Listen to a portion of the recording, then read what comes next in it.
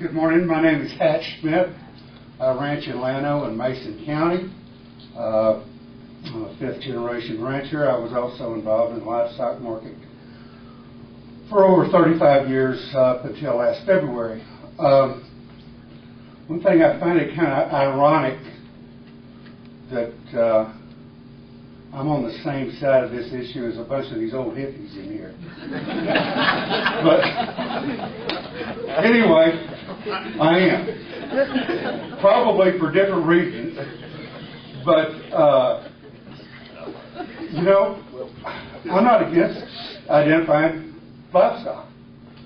It's probably a pretty good idea. But I like to let markets take care of it.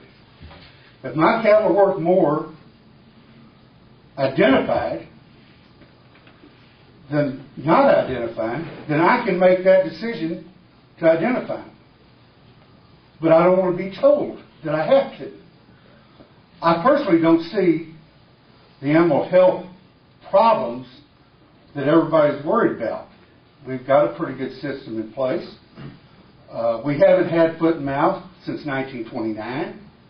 If we get it, an ID system isn't going to keep the rat from happening because everything is going to come to a standstill and nothing will travel up and down the highways. Nothing will move if we come up with that. It will all be shut down until we can get around to do it. And then we're going to, we've got deer, we've got feral hogs, we've got all kinds of things that, I don't know what we're going to do with that.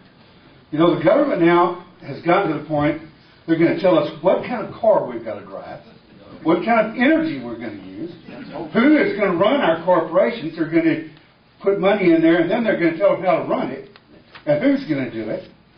And I don't think they're going to do that good a job, because I don't think that they can do a better job than we can. Now, if somebody wants to market their cattle or livestock as radio ID'd and age and source verified, that is fine, and that may be what we need to do, what a lot of people want to do. I don't see conspiracy theories.